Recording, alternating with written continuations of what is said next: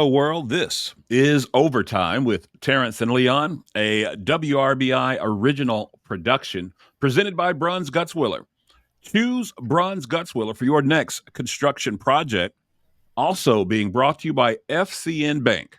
FCN, building stronger communities. Member FDIC. Leon, we are inching closer and closer to football season being back. Of course, with school back in session, you already know that it is football time in southeastern Indiana. What say you?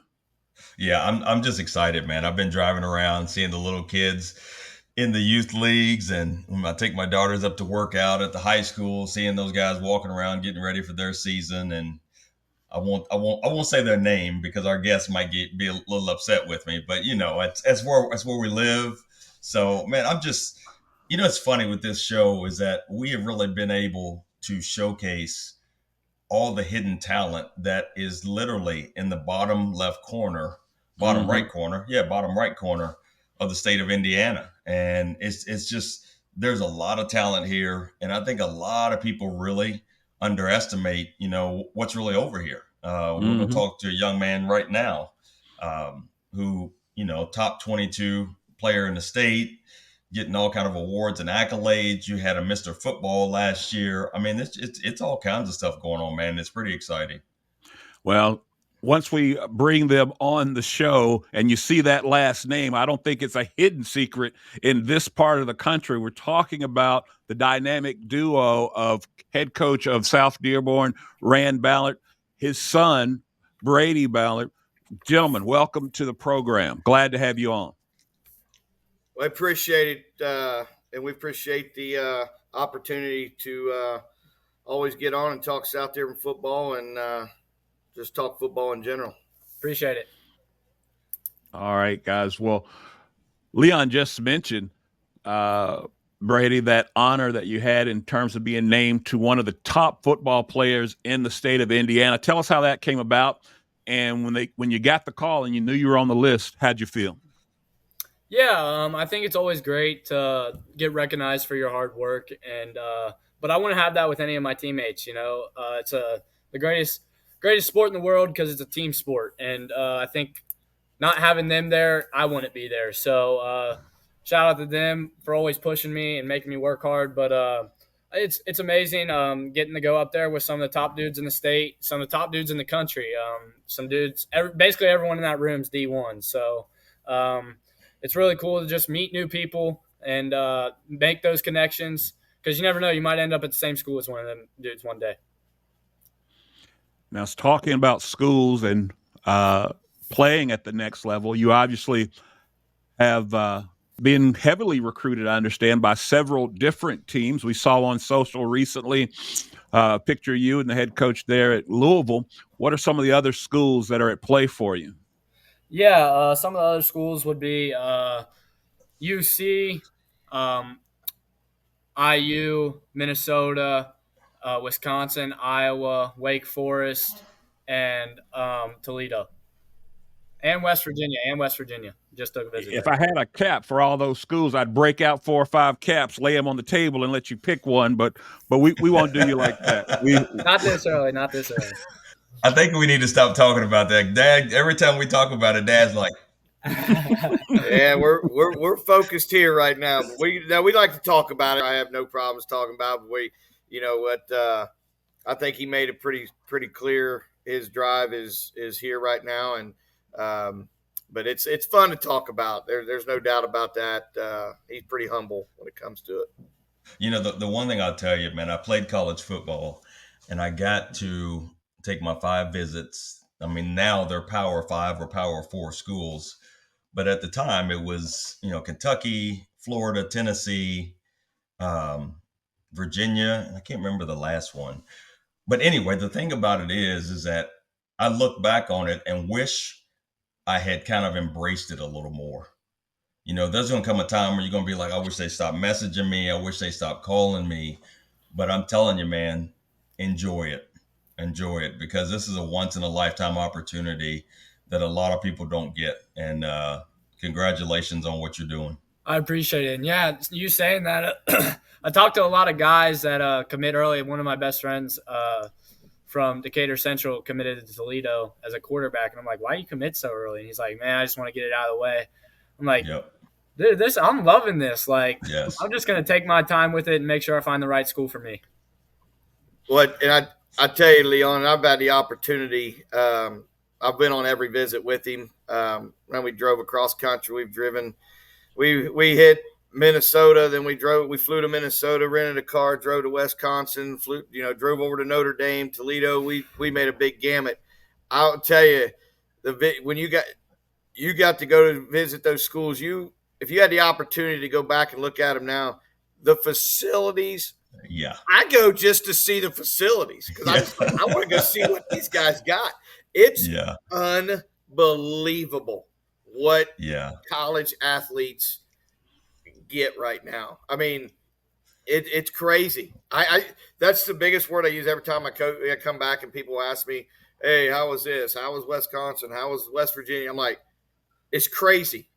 It is. It's just the amenities that they have. I mean, just as far Louisville was just down there. They got one. Well, they got 5 of them, but one of these machines, they're $250,000.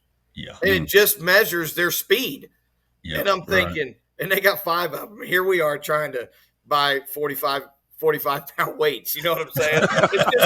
It's just neat. It's neat to see. It's awesome that what they're doing right now for. And I tell these guys, and heck, every coach I think that they talk to, it's the greatest time to be a college athlete right now. Yeah. Well, let me ask you this then, Brady. So far, who has the coolest players' lounge that you've seen so far? Who had the best players' lounge?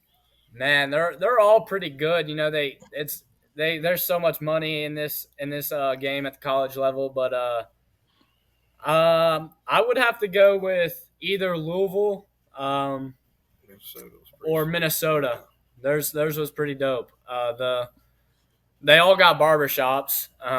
They had these like sleeping pod things that are really dope, and then like Minnesota had the float tanks and the red light therapy, red light pods. It's just crazy the treatment they get. Look at Leon's face, man. Don't be jealous. You had your chance, man. Look at his face. He's over there listening to you, and he just like, what? Man, hey, Brady, when I played, you stick your foot in a bucket. Yeah. That's awesome. Well, Coach, let's do that. Let's change gears a little bit. You mentioned it. Brady's focused on right here, right now, this season coming up. You guys opened up practice this week. How are things looking? IHSA started. First day of practice was Monday. They've got some regulations that you got to hit. You can only helmets only on Mondays, 2.5 hour max. So we take that opportunity. Was able to get some conditioning in, a little bit of conditioning, and then we did our team pictures on Monday. So, not really a football day.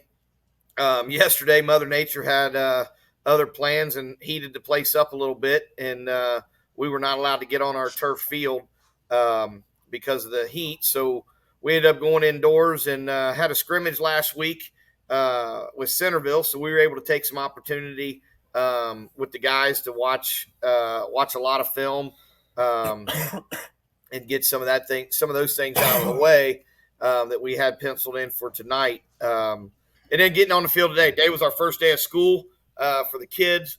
So, we didn't want to burden them too much, but we peppered some things in there for them, and it was pretty good, pretty solid practice, we felt. Coach, when you looked at your team today, being that everybody's just been training for the summer, what did you look at today and you were pretty much like, oh yeah, I'm feeling good about this? Well, I think the transition, we're going to do something that I've never done. This is my 10th year now. I've been coaching 26 overall. In every program I've been in, we've been a 2-platoon system. Mm-hmm. We maybe one guy went both ways, 2 if they were lucky. But we're going to go to a system. We're going to play our dudes, and so the transition, it's been a work for the coaches as well. I've had an offensive staff, a defensive staff. I got 16 coaches. So when you're looking at what we're doing now, it's been really good. We've got good sessions. We break our older guys. We call them the older guys. And the younger guys. So the younger guys, when we're working defense, or excuse me, when the older guys are doing the offensive stuff, then I got all the younger guys doing defense. So we're getting a lot of reps. And I think that's probably been the best thing over the summer.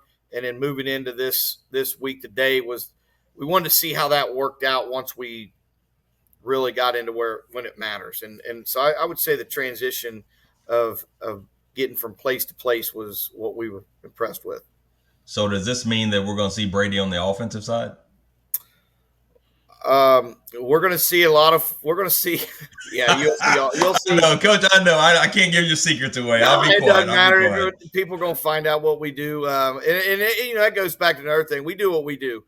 We worry about us. We don't worry about anybody else. I know other people do similar things. So, we're going to, Brady will be playing both ways, along with about 6 or 7 other guys. So we're going to put the dudes on the field, and we feel like we're in a position with our program. We got a full varsity team, a full JV team, and a full freshman team. So that's great. We're excited to see that happen. In the past, we've always had to kind of have kids playing both this and that. Yep. Now we're at a place where we're gonna play all 3 levels.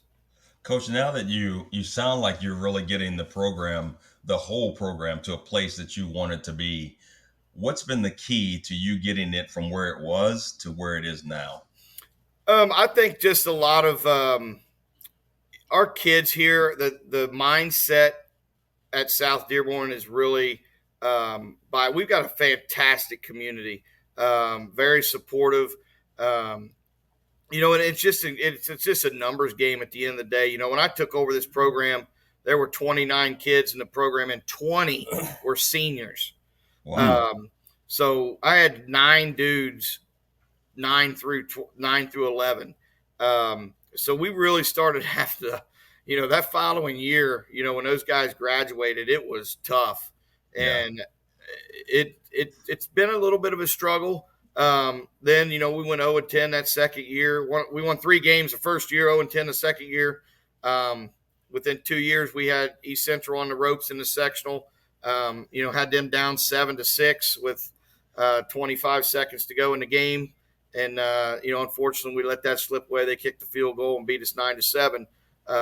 Actually, the first team that ever kept them from scoring all year. I mean, they kicked field goals, obviously. But so that 2018 team was probably the one that catapulted us.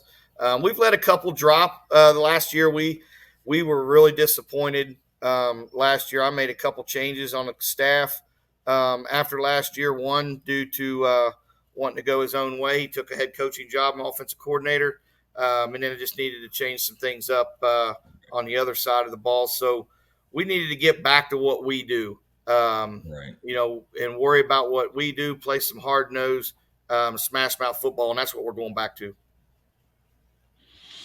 You talked about that battle with East Central, and, of course, in your league, the EIAC, there are no easy games, no off weeks. Talk to me a little bit about the rivalry that you have just up the road with Lawrenceburg. How unique is that? You've got a team in your division that's just literally a stone's throw away. Yeah, I get that question a lot, because we're literally 3 minutes down the road from each other. And kids work together, they hang out together. But it's a pretty solid rivalry. Coach Koenig and I are really great friends off the field and on the field too, for that matter. And we always say throw the records out at the end of the year, and it's just go and battle. They've actually licked us a couple the last couple years pretty good. So we're preparing. Uh, Obviously for that, but that'll be a long way down the road. That's the last game of the season. So, but then they're in our sectional, so we got to worry about that too. Like I last year, guess. or 2 years ago, we drew. We play them in last week 10, week 9, and then we turn around and played them the opening week. So Butts kicked. yeah, they pretty much took it to us. So You go back though and you think about it wasn't that long, a couple of years back.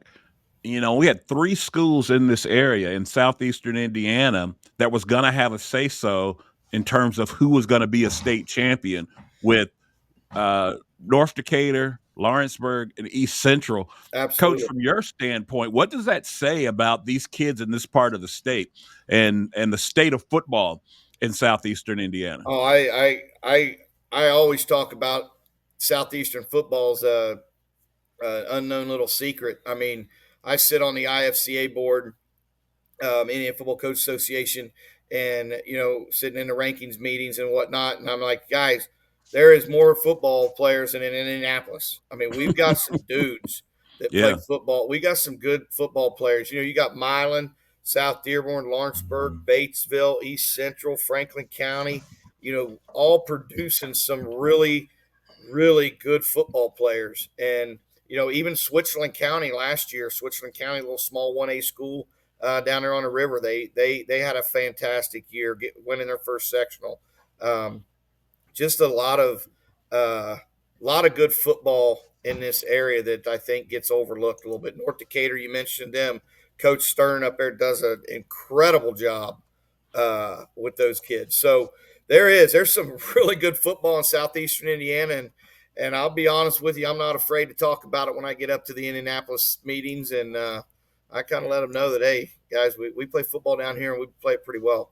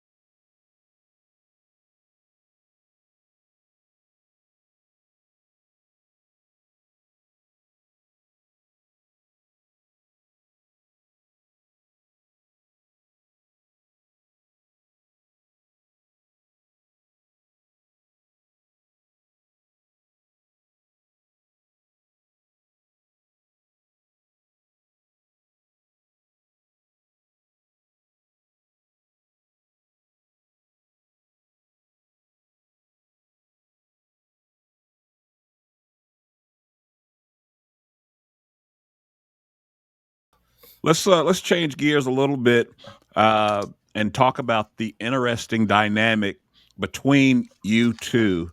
You work and go to the exact same school, you coach and play on the exact same team, and then you go home and walk into the exact same house. What has it been, Coach, for you to be able to coach your son? Well, most folks know that I played under my dad. My dad was a Hall of Fame football coach up there at East Central, and I played under him for 4 years. And I learned a lot from him. Didn't know it at the time, but we didn't. When we left football up there, when we left practice, we were done. We didn't talk football at home unless I brought it up. He never brought it up. And I didn't very be honest with you, I really didn't either because I got my ass chewed enough the last 2 hours. I didn't need to hear it again. So, but no, he was really good about that. And I feel like with both Austin and Brady, Keaton played for me. Folks don't real a lot of people don't know I have my older son who went on who played here for me he only played 1 year. But he went on to be serving in the U.S. Navy, and now he's out Wow. with his wife in Washington State. So, I didn't do a real good job with him. I was a lot harder on him, and we talked, which is probably why he only played 1 year. With Austin Bray, we didn't talk. We don't talk football when we leave. When we leave practice here, we don't talk football, and unless he brings it up, and then we'll talk. But I usually try to cut those conversations off too, because again, I don't talk to any other players at night. and I treat him just like any other player. Although he may not think that. Sometimes in here between 3 and 6, but All right, Brady. Brady, I got a question for you. Grandpa's on the sideline, Dad's on the sideline. Okay, and I probably know who you're going to listen to. But has there ever been a time? Give us some behind the scenes stuff, because people in the stands can't hear all the stuff that's going on. Give us a story where your dad said something and Grandpa trumped him. Yeah, so this isn't really on the field because when Grandpa, he's coming to practice a little bit older now. So when he comes to practice, he just observes and then lets you know afterwards. But he'll say something at practice, and I'll go home and talk to Grandpa about it, and Grandpa will be like, "Nah, you should do this. You need to talk to him about this." And so, I mean, my grandpa has a ton of knowledge for the game. I mean, he's been around it his entire life. So just listen to the stuff that he says. I really do take knowledge to that, and I don't turn him off. It doesn't go through one ear and out the other. Definitely stays in there. And I definitely do say, like, if he doesn't say it to him, I'm in his ear about it too. So I think that's really good to just have a family around football, and I think that can help us be the best versions of ourselves when we step on the field. So, Brady, with your brother being a senior when you were a freshman, and Rand, you getting to coach both of your boys, let me ask you both, what was the coolest thing about that? Yeah, starting my freshman year, going into the year, my first season on varsity, we had a jamboree at Lawrenceburg, and I was a little nervous going into it. First time being out there on a Friday night against another team, and my brother really took me in, just like making myself be confident and knowing that I knew the stuff that we needed to do. And I think that helped a lot. Just having him on the sidelines with me, and then having him there also. Just learning from them as much as I can, and asking them questions when I needed to, just helped me the most. So let me ask you this, Brady. Have you, and I'm going way forward, you're just a junior now in high school, but have you ever thought down the road that you'd come back to Southeastern Indiana and coach? Oh, yeah. I think that's always a possibility no matter what in this family. I think everyone in every generation has been coaching. So coaching is definitely something that I would be interested in. Right now I'm looking at sports management. So if the road leads to coaching, then that's where it leads to. Good deal. Good deal. Most of the athletes that we talk to, there seems to be about this one certain age where they all say that, this is when things kicked in for them and they really fell in love with the sport and wanted to play for a long, long time. What about you, Brady? When did that happen? When did you, as they say, get bitten by the bug and felt like football was going to be the thing for you? Yeah, I'm gonna let him answer it, like you said, but I'm curious if it's the same thing I'm thinking. We've really never talked about this, but I think I know. I'm curious to hear if it's what if he says what I think he's going to say. Yeah, so I would say it was definitely when I was in kindergarten. My brother was in third grade, and I played up on his team, which he was coaching, and we traveled down to Knoxville, Tennessee, for a tournament, and I got put in the game, and I got my bell rung a couple times, and I think that was I think I liked it, to be honest. I mean, there was never crying about it. Just got right back up and jogged over to the sidelines. So well, he must not remember this part of the national. We went down to that Rocky Talk tournament, and like he said, he was a kindergartner. He's playing all these kids. His pants are down to his ankles. He's got a jersey on from one of the other players who had an extra jersey, and we put him in at safety, and because even at 5, he wasn't afraid to hit somebody, and he got a fumble recovery, and we've got it on video. He gets this ball, and we've got the picture of him. He's holding the ball up, and I'm telling you, it was right then I said to myself, this kid loves football. Yeah. And I tell you what, it really hasn't looked back. It was pretty interesting. So yeah, it was about the same time I thought he was going to say. That's pretty cool. It's pretty cool. That's actually crazy. I'm just thinking in my mind a kindergartner out on the field chasing down third graders. They're probably like, it was awesome. You should have seen it. It was so. I got a picture in my room of me on that team. It was pretty cool. You ever Leon? I don't know what position you played, but defense, we do tackling points and whatnot. Yeah. You don't get a point for jumping on the pile. We don't give them the JOPs. This cat had so many JOPs when he was a kindergartner. The pile would be, I'm jumping on top.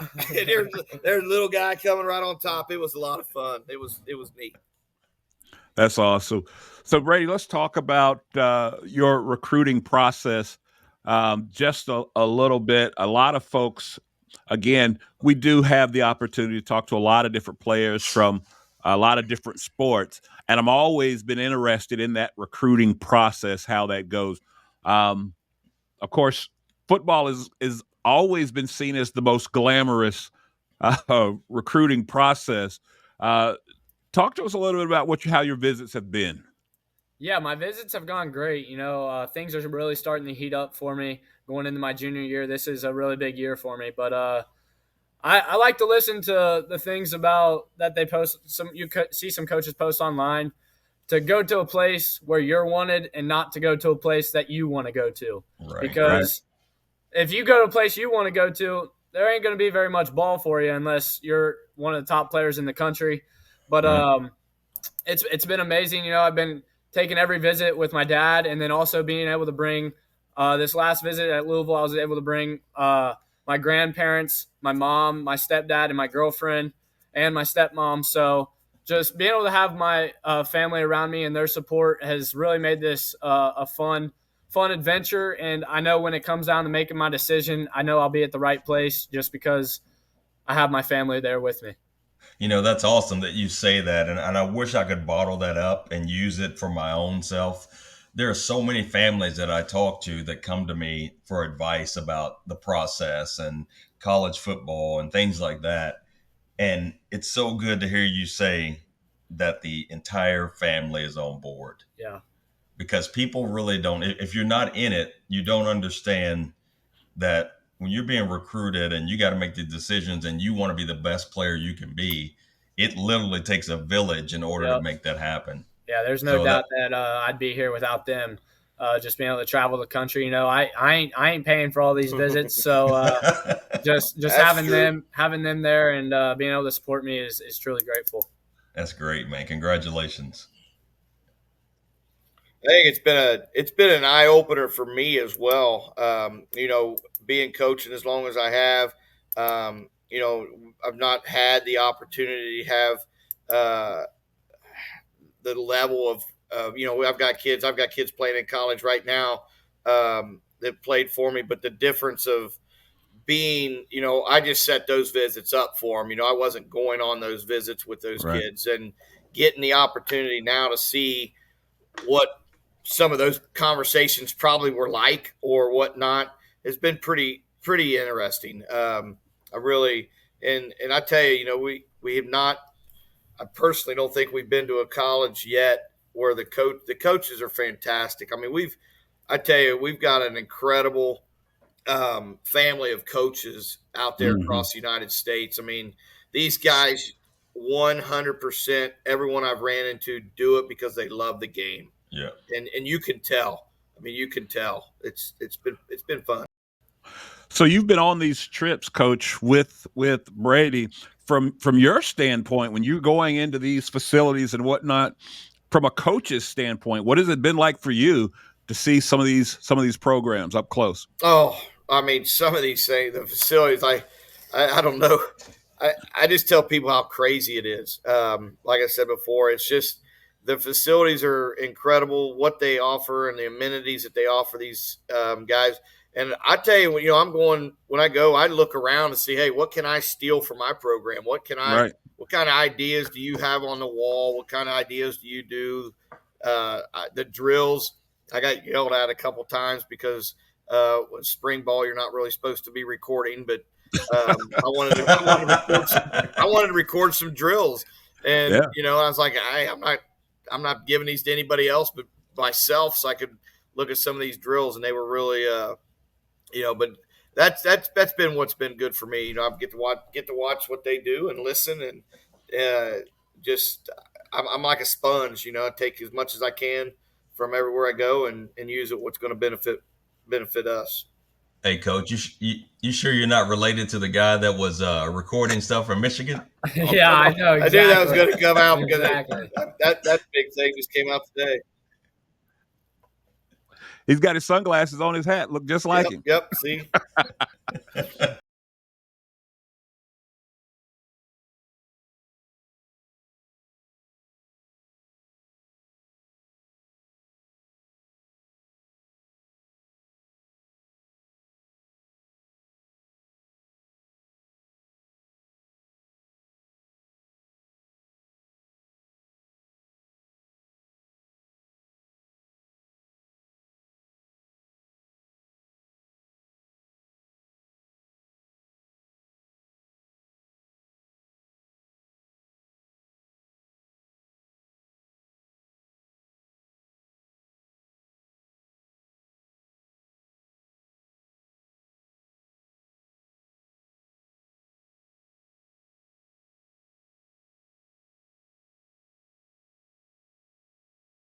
Brady, let me ask you this, man. As far as the recruiting piece, how much conversation is there had about NIL when you go to these schools? I'm not asking for specific schools, but how much of how much of the visit is that part of the conversation?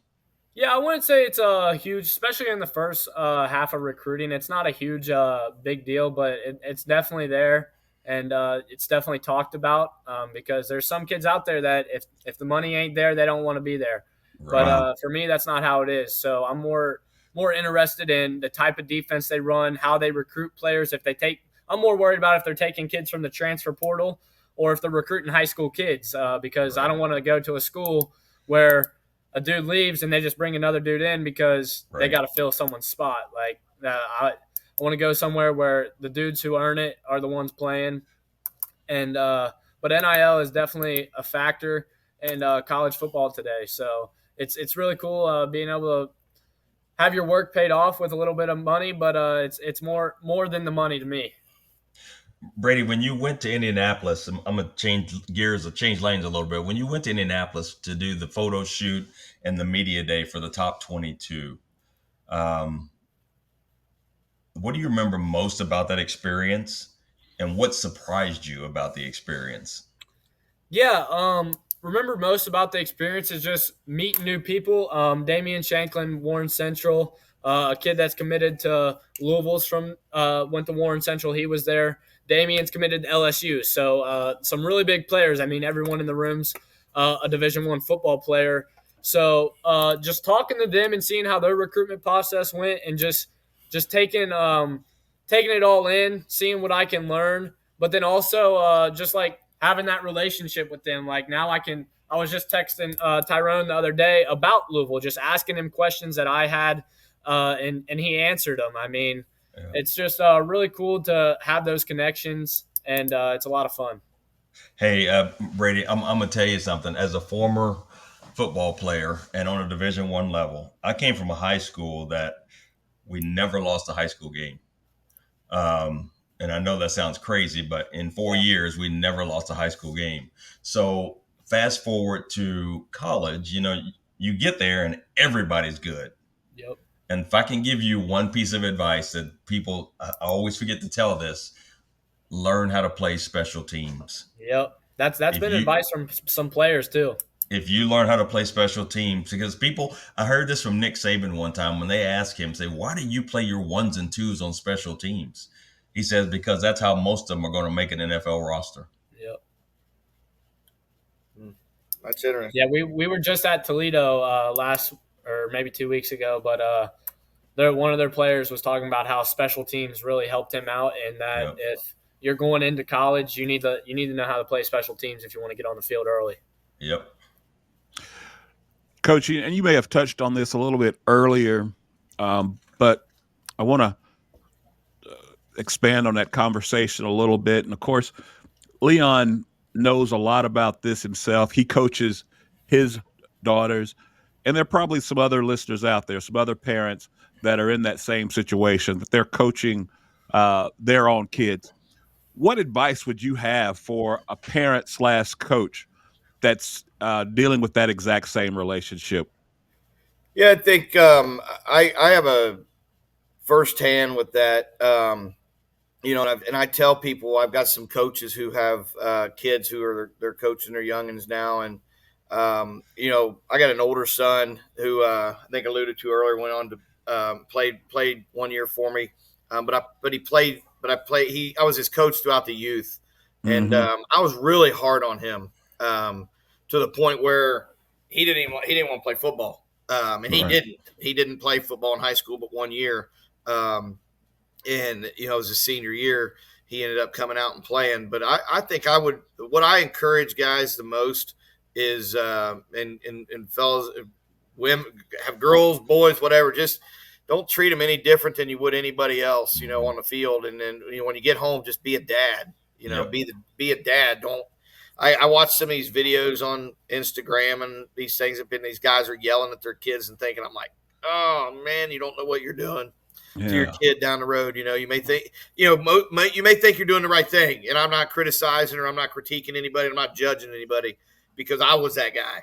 Right. But I also saw what it did, which is why I think, moving forward, I kind of backed off a little bit on how I did with those guys, these guys when they got older. So, and I tell my guys too, my coaches, not just because Andy Reid said it, but I said it before he did.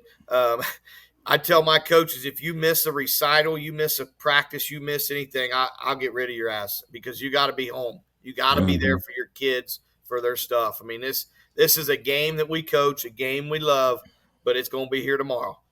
Right. These days, those recitals, those things, those aren't always going to be there. So don't miss them because, man, like I can't believe he's going to be a junior. It's like we were Yeah. like in Knoxville. Or, Yeah. seemed like yesterday we were down in Knoxville and he was picking that fumble recovery up as a kindergartner. So just being there and like I said, just treating them like you would anybody else. So I coach both of my girls in basketball, travel ball, AAU, school ball, all of it. And my youngest one, she's the one that thinks she's kind of like my official assistant coach. And every once in a while, I'll just lose it, and she'll just pull on me, and she'll say, "Dad, Dad, Dad." She can't handle that. You got to stop. You got to chill. Right. Has there ever been a time, Brady, where you got home and you're like, "Dad, you just can't do that." No, I wouldn't say personally. No, I don't think there's ever been that time. But I am pretty straight up with him. If there's something that I don't think me or some of the other players like and don't respond well to, I think it's all about how we respond Yeah. to coaching. And I let him know.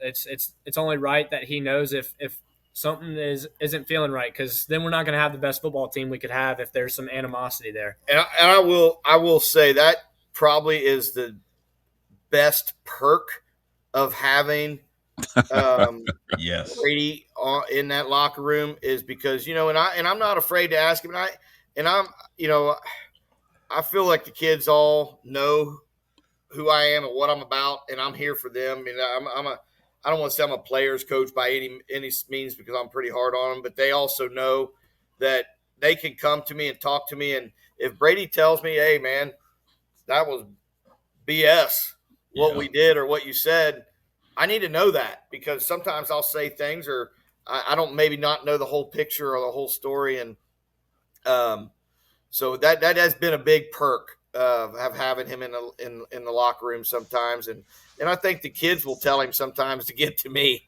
hey, chill out on the conditioning, man, or do this or do that.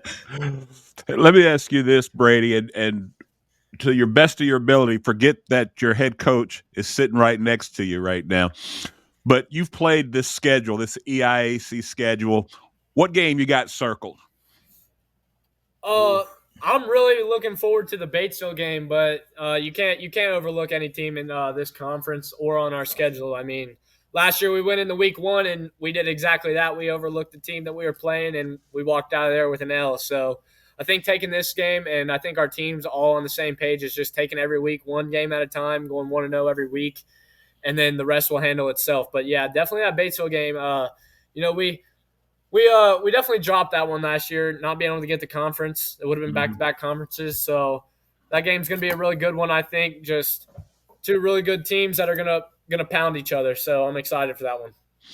Yeah, when you look at that side of the EIAC, the small school division, it's pretty competitive, right? I mean, you've got you guys, Batesville, Lawrenceburg. It's well, actually, Lawrenceburg's actually the large school division, Yeah, right? they moved up. They moved up this year, so it'll be us, Batesville. Or excuse me, Batesville actually moves up as well due to the way it's set up is based on enrollment, Right.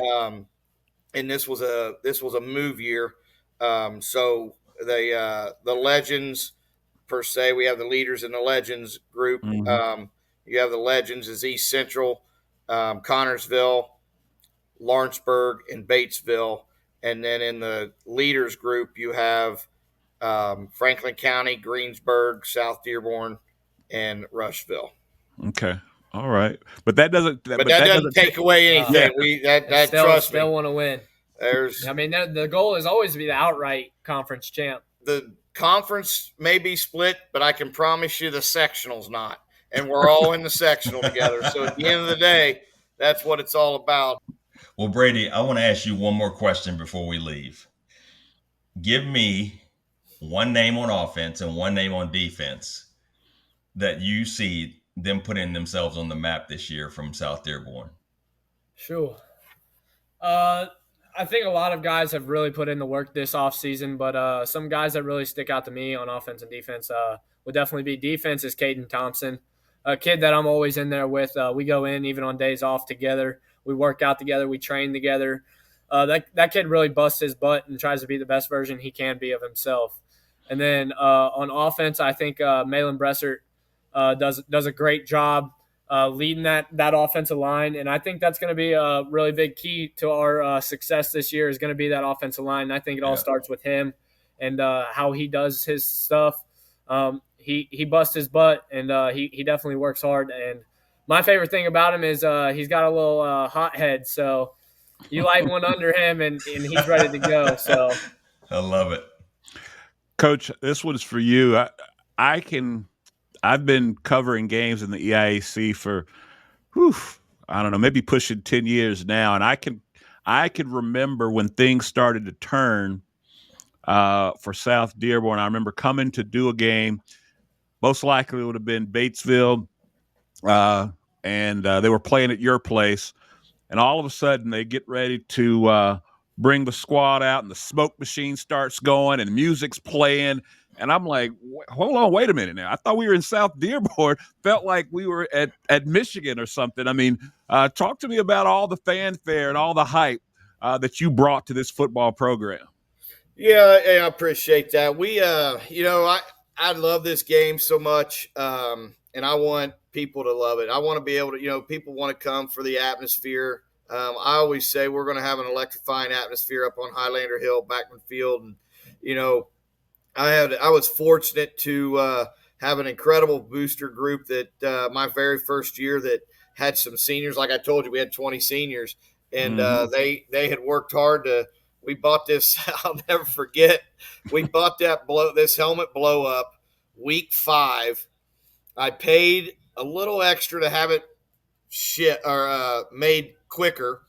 Mm-hmm. Then a typhoon hits overseas because that's where it's made. My dad actually ends up helping me pay to overnight it. It was $800 to get it overnighted. Oh. I'm not. This is no. He still reminds me about it. The thing was delivered the morning of our last football game. And we blew that thing up in the gymnasium, got it working, got it down on the field. And, of course, I had the smoke machines. I do the fire extinguishers and the music. And, it's been awesome. And it's taken off. And, of course, now, Madison's got one. I hear Batesville just bought one this year. I said, hey, God darn it, we may not win the game, but we're going to win the pregame. Well, that's always kind of a joke between us. We have our EIAC meetings, and Kanega always says, "Do we get to run out of the helmet this year?" And so it's a lot of fun. But we bring up a lot of excitement. We try to get the guys. We try to fill the stands up with guys and gals, our high school kids, and they have a lot of fun. Our student section's amazing. It's a lot of fun. So yeah. Well, yeah, you guys definitely win the pregame. I mean, I go to all these different stadiums. I'm in all these stadiums in southeastern Indiana, and trust me, nobody brings it on Friday night like South Dearborn. It is a lot of fun. I enjoy coming down there, seeing you guys. I appreciate it. All right, fellas. Well, that is going to be a wrap on that. We're about to end this show. But before we do, we always end this show the same way every single week. We call it the one-hitter quitter.